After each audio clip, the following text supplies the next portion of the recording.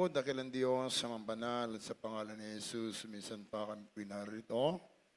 Nagpapaabot kami ng pinakamataas na papuri at paglilwalhati, pagpaparangal, pagsamba, pagdadakila sa ating pinakamama, na Panginoong Kristo, mahal na Panginoon. Ikaw po patuloy sa pagpala sa bahagi ng mga salita, sa ganang iyong abang lingkod ay wala po akong magagawa, ngunit ikaw ang sapat makapangyarihan, minsan upang magamit muli ang iyong mabang lingkod bilang daluyan makasatuhan ng salita, kaya aking pong sinasaway ang pag-alinlangan hadlang gawa ng kaaway sa pangalan ni Jesus, kasama in Jesus' name. Amen. Praise the Lord. Na tayo po makaupo na, na tayo po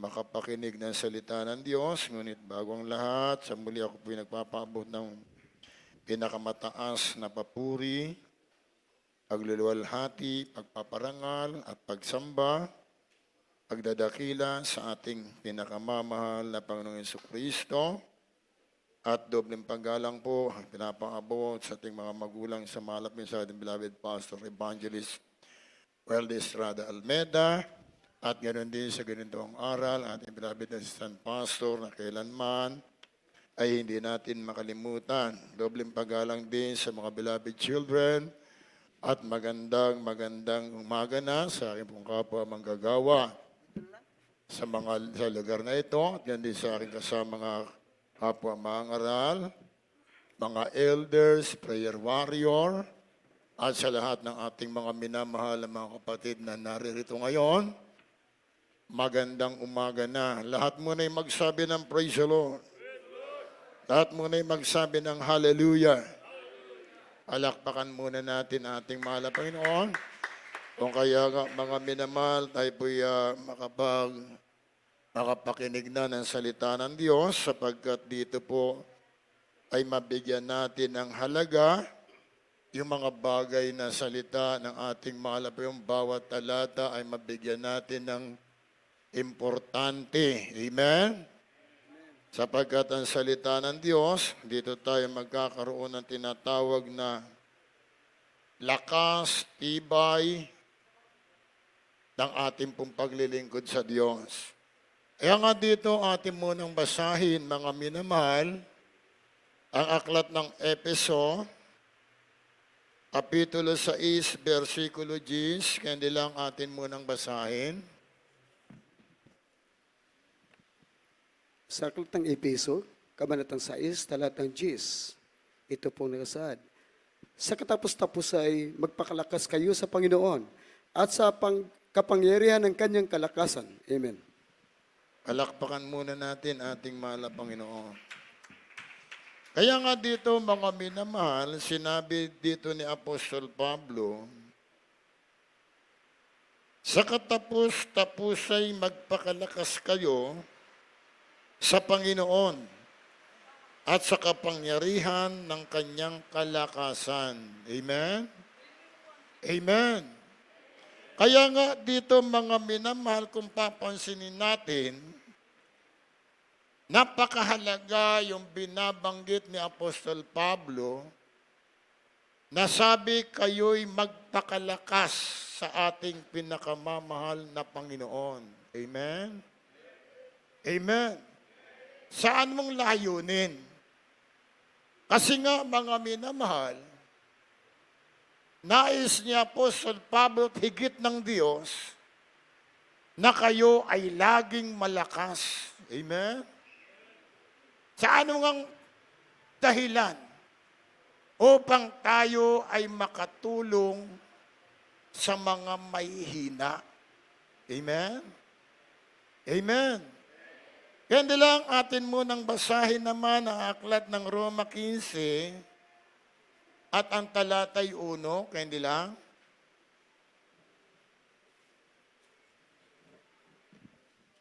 Dito po sa aklat ng mga taga-Roma, kabanatang 15, talatang 1. Tayo ngayong malalakas ay nararapat mga bata ng kahinaan ng mahihina at huwag tayong mga bigay lugod sa ating sarili. Amen. Palakpakan natin ating mahal na Panginoon. Ito pala ang dahil kung bakit nais ni Apostol Pablo sa kanyang pangangaral, sa kanyang mga isinulat, na ang isang mananampalataya ay laging dapat malakas ka sa ating pinakamamahal na Panginoon. Bakit? Upang ikaw ay makatulong sa mga mahihina. Ikaw ay makatulong sa mga nag-aalinlangan. Ikaw ay makatulong sa lahat ng ating mga kapatid na nanlulupaypay na. Amen? Pero kung ikaw mahina, hindi ka makatutulong sa mga kapatid natin na nagpanghihinaan na nandoob. Amen? Amen? Yun ang layunin, no po? Pero kung tayo malakas, may puwersa tayo. Amen? May tatag tayo na atin silang maaagapayan. Sabi nga dito sa 15 ng aklat ng Roma, tayo ngang malalakas ay nararapat magbata ng kahinaan ng mahihina at huwag tayong mga bigay lugod sa ating sarili. Amen? Anong ibig sabihin? Na tayo, mga minamahal, huwag tayong mag-isip ng puro tayo na lang. Bakit di natin bigyan ng pansin yung ating kapwa? Amen? Amen? Kasi yung iba, no, mga minamahal, ang ginagawa, malimit sa tao, nagpapalakas sa kapwa na tao. Amen? Amen? Pero pag ang tao magpalakas ka sa kapwa mo tao, marami kang tao na matatapakan. Amen? Pero pag sa Diyos ka magpakalakas, marami kang taong maaagapayan. Bakit? Alam mo ang layunin ng pagpapalakas sa Panginoon. Sapagkat pag ginagawa mong magpakalakas sa mahal na Panginoon, lahat ng ating kapwa ay tutulungan mo, papayuhan mo upang sila ay maging matibay, maging malakas din sa pananampalataya. Amen? Amen? Pag sa tao ka magpalakas, mga minamahal, malaking kaibahan yun eh. Amen? Sa tao nga, pag magpalakas ka sa tao, lahat ng paraan ginagawa mo para ka maging malakas lang sa tao. Pero walang katuturan yon. Amen? Amen? Pero pag sa Diyos ka magpakalakas, ay malaking bagay na ito'y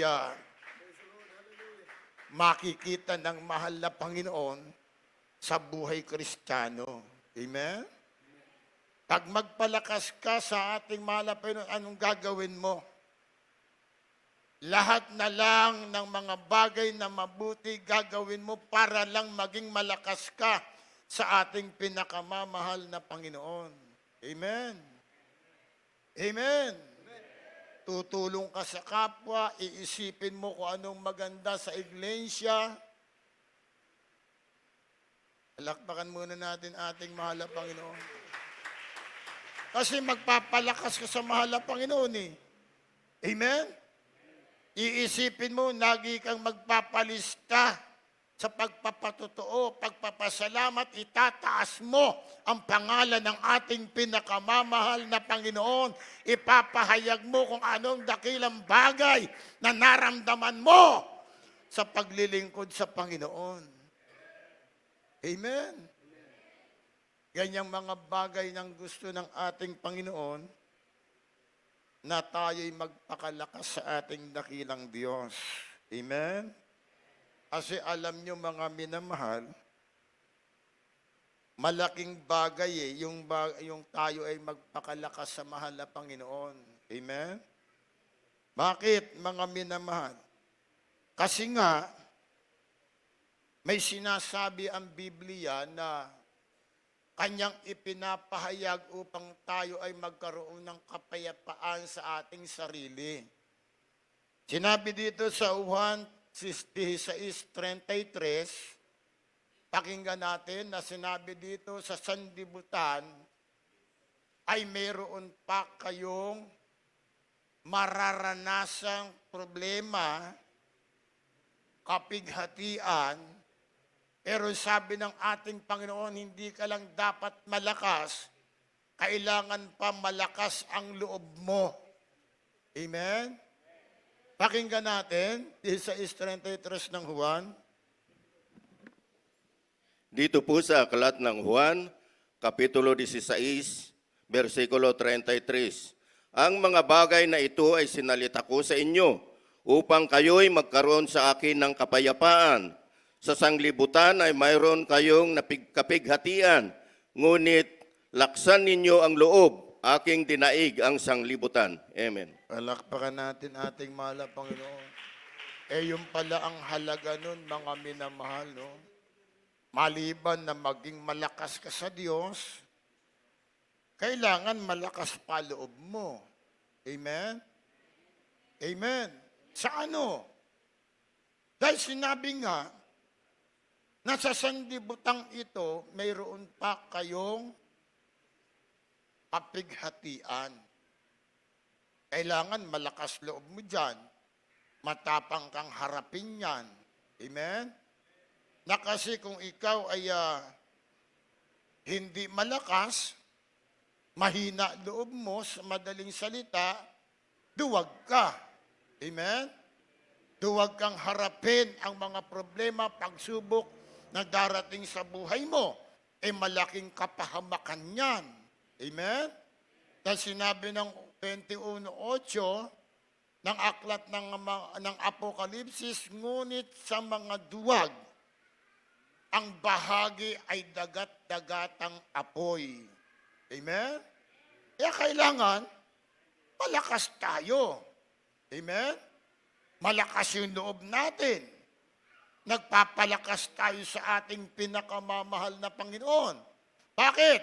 Dahil sinabi niya, para tayo magkaroon ng kapayapaan sa ating sarili, kailangan panatag ang loob mo na kaya mong harapin ang mga darating na mga pagsubok sa buhay mo, sa buhay Kristiyano. Kailangan naging matapang ka. Amen? Amen? Sa sanlibutang ito, sabi nga, may problema pa. Amen? At magsabi ng praise the Lord. Ano pang sabi ng awit? 27:14, kandi lang.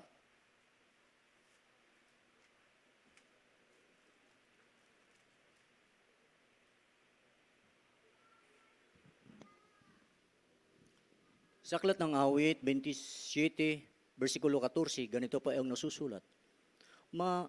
Magantay ka sa Panginoon. Ikaw ay magpalakas at magdalang tapang ang iyong puso. Oo, umasa ka sa Panginoon. Amen. At magsabi ng praise the Lord. Kaya nga mga minamahal, ilang ulit, ilang beses na sinasabi ng Biblia, maliban kay Apostol Pablo. Amen? Dito pa sa aklat ng awit na sinabi, mag-antay ka sa Panginoon. Ikaw ay magpakalakas. At magdalang tapang ang iyong puso. Oo, umasa ka sa Diyos. Amen? Amen. May awa ang Diyos sa atin eh. Hindi lang pala dapat malakas ka, matapang ka pa. Amen? Hindi sa away. Amen? Matapang ka na aharapin mo ang mga darating na mga pagsubok sa buhay natin. Amen? Kailangan tanggapin mo buo yung loob mo. Sabi nga, malakas ang loob mo para mapanatag tayo sa paglilingkod sa Diyos. Darating problema, nasabihin natin, ay ang Diyos na ang bahala dyan. Amen? Amen. Habang nag-iintay ka sa mahal na Panginoon, matapang kang harapin ang mga bagay na pagsubok sa darating sa atin. Amen? Sabi nga niya, oo, umasa ka sa Diyos. Hindi ka iiwan, hindi ka pababayaan. Amen? Laging nandyan ang ating Panginoon na magbibigay sa iyo ng tapang, magbibigay sa iyo ng lakas ng loob, magbibigay sa iyo ng lahat ng kapangyarihan. Maumasa ka lang sa ating Panginoon. Amen? Kaya sa atin mga minamahal, napaka-importante yung tayo ay magpapalakas palagi sa Diyos. Bakit? Kasi nga, nasa gitna pa tayo ng kadelikadong bagay dito sa sanlibutan. Sabi nga ng Biblia, nasa gitna pa tayo ng kapanganiban. Amen? Amen. Pakinggan natin ang aklat ng Ikalawang Korinto 11:26. Kandi lang.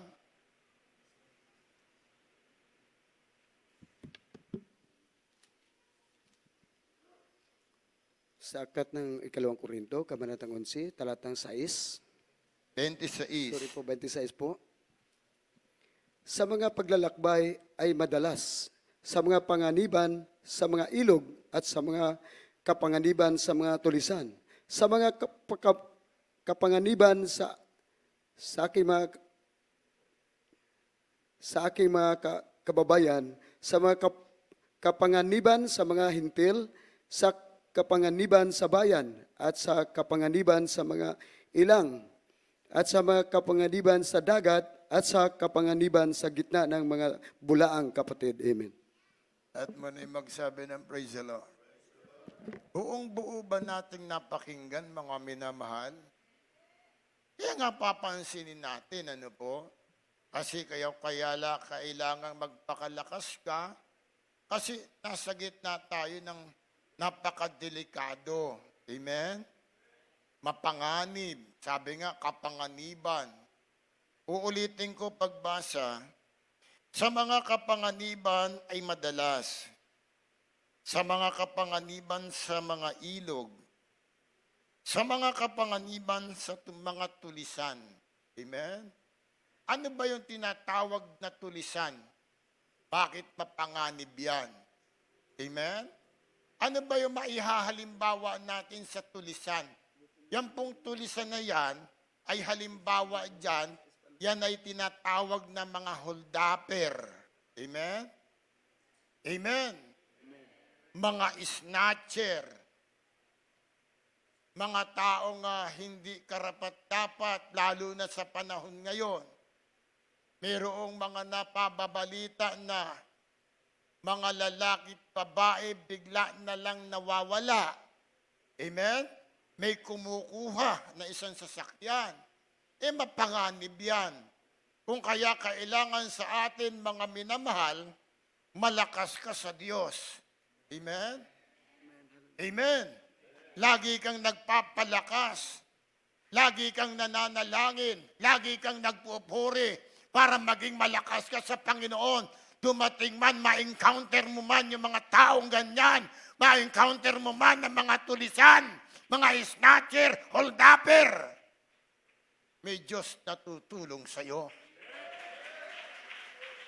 Amen?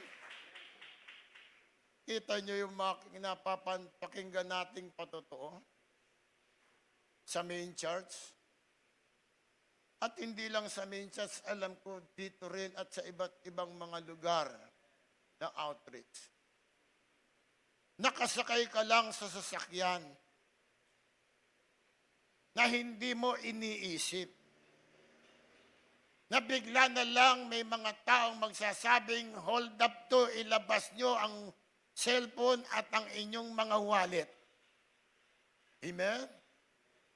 Amen? May kapatiran tayo na mainit sa Panginoon. Sa sobrang takot niya, inilabas niya yung wallet niya at cellphone. Pero meron siyang nadinig na tinig, huwag mong ilabas ang pera mo at ang iyong cellphone dahil hindi ka nila nakikita. Amen. Amen. Ganun na lang kakapangyarihan. Ganun na lang ang taglay ng mga taong nagpapalakas sa ating pinakamamahal na Panginoon. Bakit? May Diyos na aantabay sa iyo. May Diyos na papatnubay sa iyo. May Diyos na tutulong sa iyo. May Diyos na mag-iingat sa iyo pag ikaw ay laging magpapalakas sa ating Panginoon. Makita lang ng ating Panginoon na meron kang concern sa kapatid na nanulupaypay na, nawawala na ng ipanghinaan na ng loob sa paglilingkod, tinutulungan mo siya. Doon ang isang bagay na paraan para maging malakas ka sa ating Panginoon. Amen. At magsabi ng praise the Lord. At magsabi ng hallelujah. At napaka-importante. Yung lagi tayong nagpapalakas sa Diyos. Amen? Gawin mo na ang lahat. Gawin mo na ang lahat. Pagpakalakas ka sa Panginoon. Wala kang isipin kung anong may kabubuti ng ating iglesia. Lagi kang magpasalamat sa mahal na Panginoon na kahit paulit-ulit na patotoo yan, pagpapasalamat yan ang importante. Hindi ka nakakakalimot sa ginawa ng ating Panginoon sa bawat buhay ng Kristiyano. Na ito'y lagi mong pinagpapasalamat. Salamat sa iyo, Panginoon. Nakasampung taon na ako sa paglilingkod sa iyo na kailanman di mo ko pinabayaan. Amen? Amen. Alam niyo mga minamahal, napaka-importante niya. Kasi nasa gitna tayo ng panganib. Amen? Ulitin pa natin kung ano ang ating pong bibigyan ng pansin. Sa talatang 11:26 ng ikalawang Korinto, kulang pa. Pakinggan natin.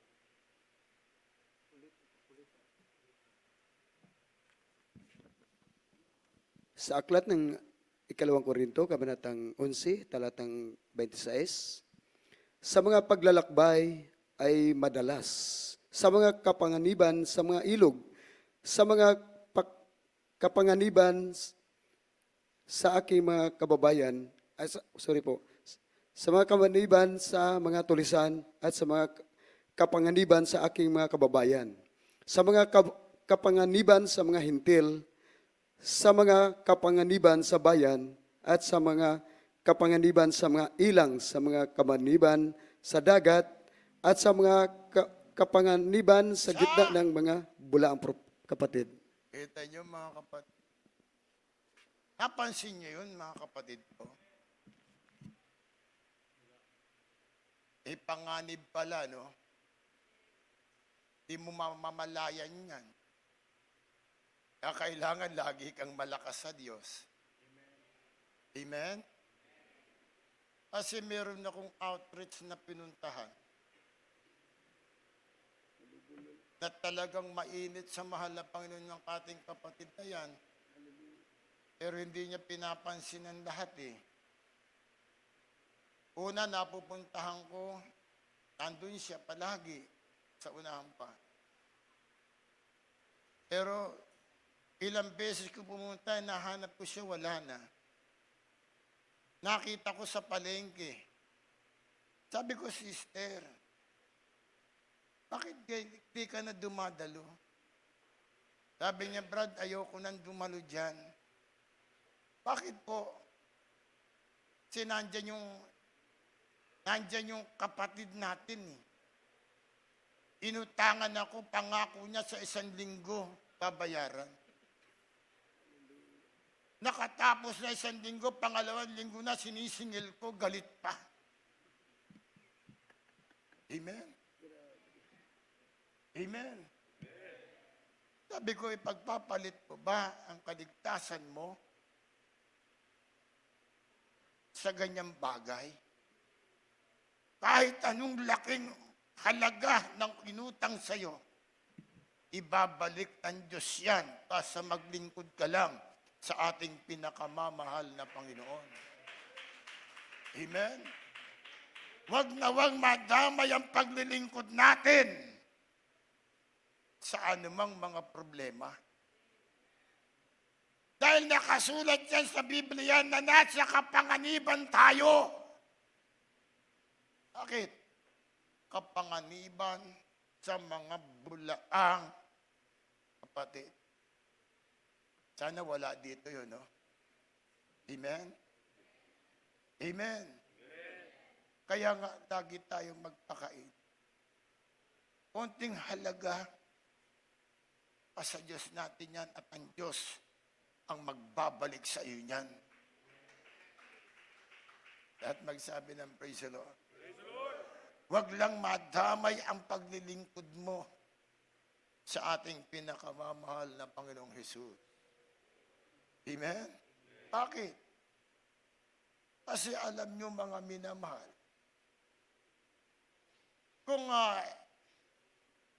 kung alam mo lang na mayroong nagsasabi sa Panginoon na siya ay paruot parito. Amen?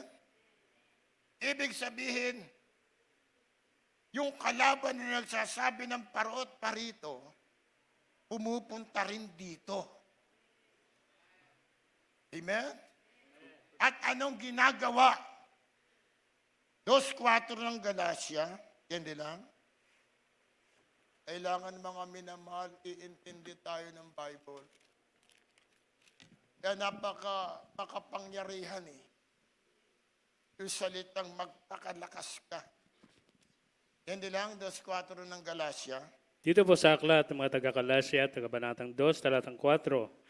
At yaon ay dahil sa mga hindi tunay na kapatid na ipinasok ng lihim na nagsipasok ng lihim upang tiktikan ang aming kalayaan na taglay namin kay Kristo Jesus upang kami ilagay nila sa pagkaalipin.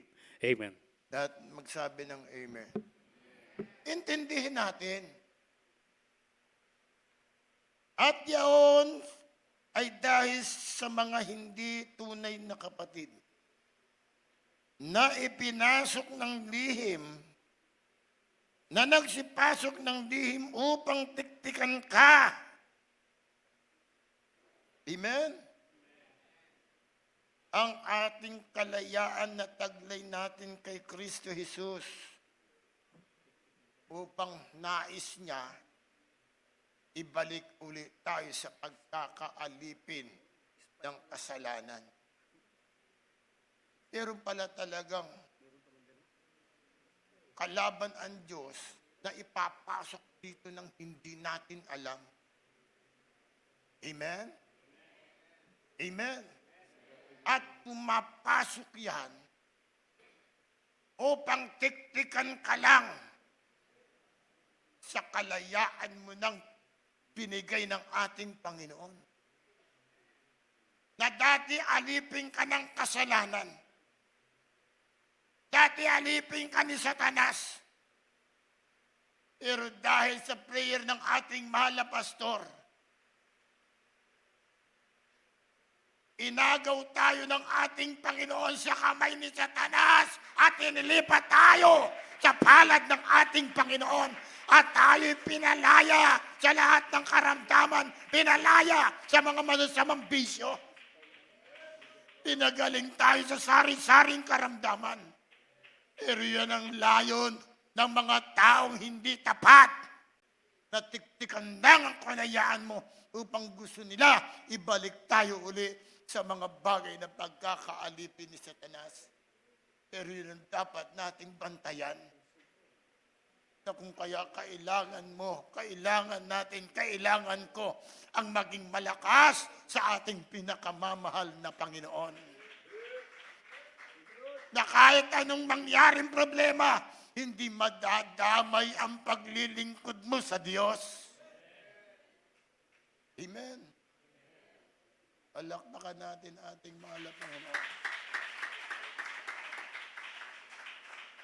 Pero alam niyo mga kapatid, pag nakita ng ating Panginoon ang taos-puso mong paglilingkod sa Diyos, ginagawa mo ang maging malakas. Ginagawa mo ang pagiging matapat sa paglilingkod sa Panginoon. Ay pangako siya sa iyo. Amen? Pwede na nating huling talata ito, mga minamahal. Sabi ng ating mahal na Panginoon sa aklat ng Efeso, 3:16. Yan lang. Efeso, Dito po sa aklat ng Episo, Kapitulo 3, versikulo 16. Ganito po ang nasusulat. Upang sa inyo'y pagkaloob niya, ayon sa kayamanan ng kanyang kaluwalhatian, na kayo'y palakasin ng kapangyarihan sa pamamagitan ng kanyang Espiritu sa pagkataong loob. Amen. alakpakan natin ating mahal na Panginoon. Kita niyo mga minamahal, papansinin lang natin. Sabi ng ating mahal na Panginoon,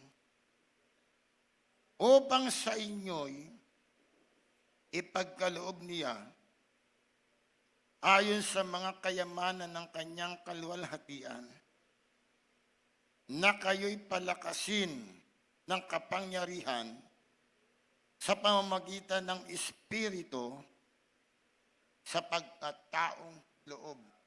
Amen? Sipin mo pag nakita ng Diyos na nagpapakalakas ka, ibibigay niya yung kapangyarihan sa iyong pagkatao mo, sa iyong kalooban. Amen? Yung kanyang kapangyarihan, yung kanyang naging buhay, ibibigay niya sa iyo. Na wala ng kapangyarihan ng pag-aalinlangan. Wala ng kapangyarihan ng pagkabalisa. Wala ng kapangyarihan ng takot. Wala ng kapangyarihan ng pag-aalala. Bakit? Ni kahit kamatayan, hindi mo na katatakutan. Bakit? Malakas na ang kalooban mo na wala ka ng kinatatakutan. Yan ang ibibigay sa iyo ng ating Panginoon. Amen?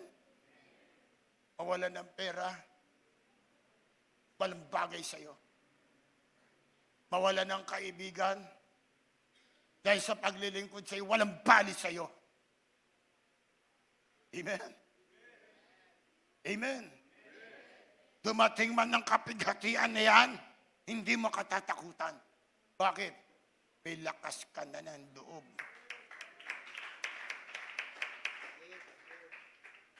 Kung ano naging buhay ni Kristo dito sa lupa, ay ganun din ang magiging buhay mo. Na kahit sino, wala kang katatakutan. Amen? Alakpakan natin ang ating mga Panginoon. Buhay ang Diyos natin.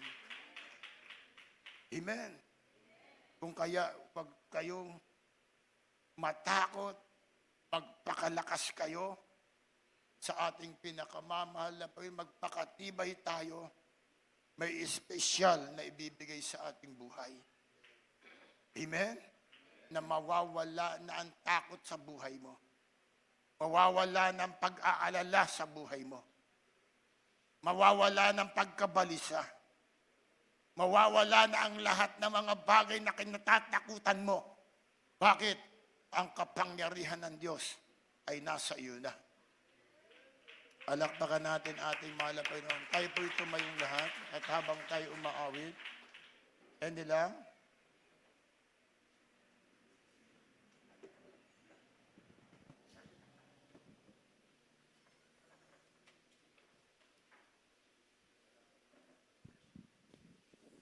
Praise the Lord. Purihin ang mahal na Pinoon. Mga minamahal tayo pong lahat ay umawit sa Diyos. habang inaawit po natin ang awiting lakas, mga minamahal, atin pong bulay-bulayin ang mga pangako ng ating mahal na Panginoon. Ang salita ng Diyos na ating napag-aralan sa umagang ito, mga minamahal, na siyang higit nating kailangan ngayon sa mga huling araw na ito, mga kapatid, ang mga panganib na mga araw na ito, mga minamahal, ang lakas na nanggagaling sa ating pinakamamahal na Panginoon. Be strong in the Lord, in the power of His might. Kailangan natin ang ating mahal na Panginoon. Dahil kung wala ang mahal na Panginoon sa atin, hindi tayo mga minamahal makapagpapatuloy sa ating paglalakbay, mga minamahal. Purihin ang ating mahal na Panginoon. Hallelujah. Kaya awitan po natin ang ating mahal na Panginoon. Hallelujah. Purihin ang ating dakilang Diyos. Atin pong unti-unting unawain, mga minamahal, ang bawat mensahe ng awiting ito. Ating isipin ang kabutihan ng mahal na Panginoon. Maaaring ilan sa atin ngayon ay may pinagdadaanan sa buhay, mga minamahal. May kadalamhatian na pinagdadaanan, mga kapatid. Subalit ang pangako ng mahal na Panginoon, siya'y laging nasa atin. Hindi tayo iiwanan ng mahal na Panginoon. Hindi tayo pababayaan ng ating dakilang Diyos. Kasama natin palagi ang ating dakilang Diyos, mga minamahal. Sabi ng Biblia, "They that wait upon the Lord shall renew their strength." Sila na mga naghihintay sa ating mahal na Panginoon ay nagpapanibagong lakas. Kaya ang lakas natin ng ating mahal na Panginoon, purihin ang ating dakilang Diyos. Hallelujah. Praise the Lord, glory to God. Ating paglakad sa landas ng buhay. Yes, Lord. Hallelujah. Daming pagsubok ang aking naranasan. Marami tayong kadalamhatian na pagdadaanan sa mundong ito. Makapanganiban, Makapanganiban, mga minamahal, na katulad ng ating nabasa kanina, napakinggan. ang iyong mga Subalit magtiwala mata tayo sa Diyos, mga ay minamahal. puno man Ang Diyos natin ay malakas. luha. Hallelujah.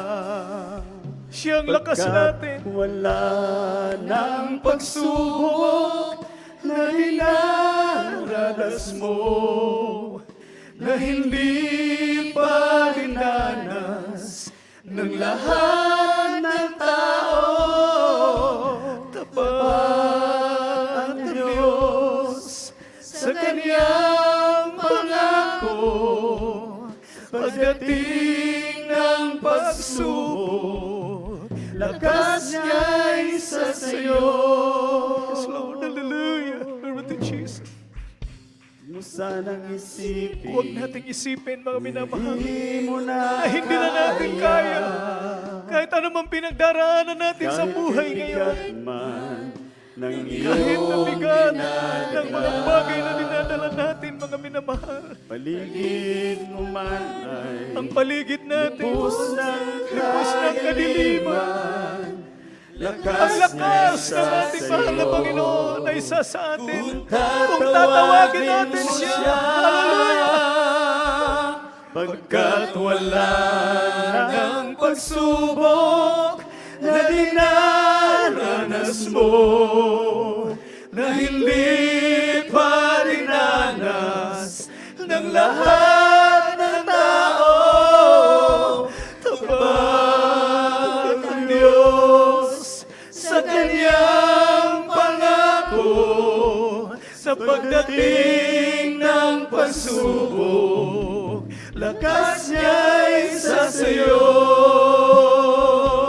Pagkat wala ng pagsubok na dinanas Purihin ka, mahal na Panginoon. Salamat sa Diyos. Hindi mo kami iniiwan. Hindi mo kami pinababayaan. lahat ng tao.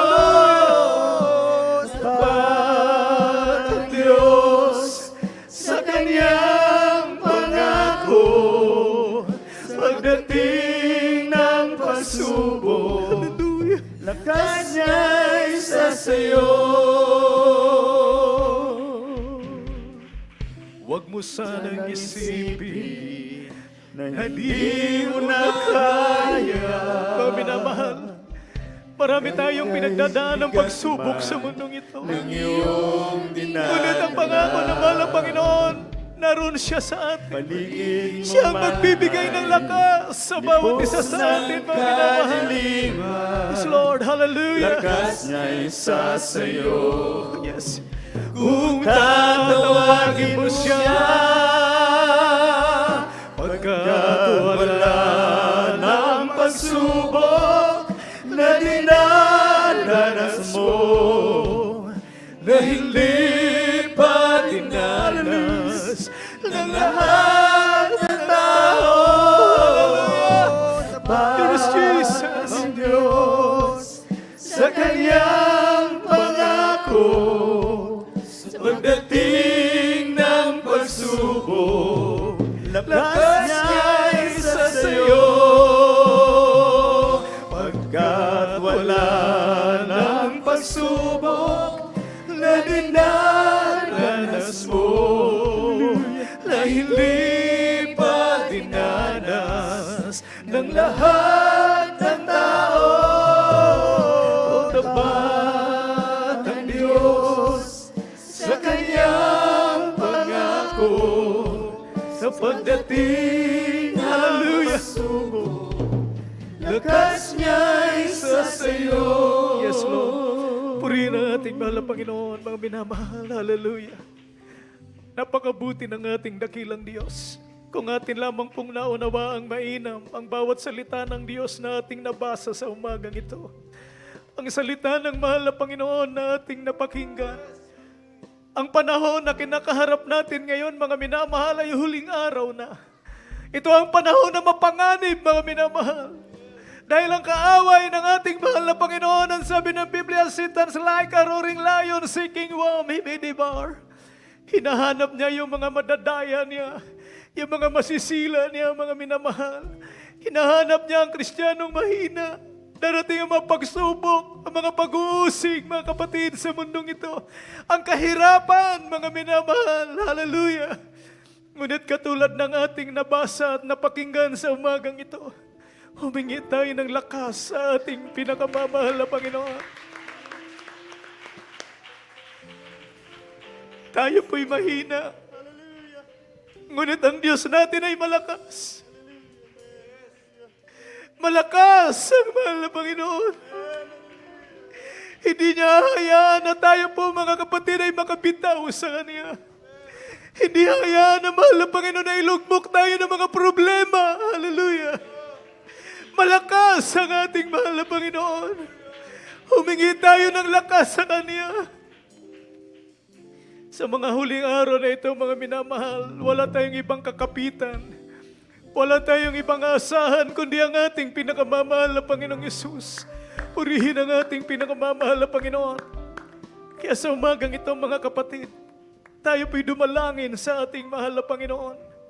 Humingi tayo ng tulong sa mahal na Panginoon.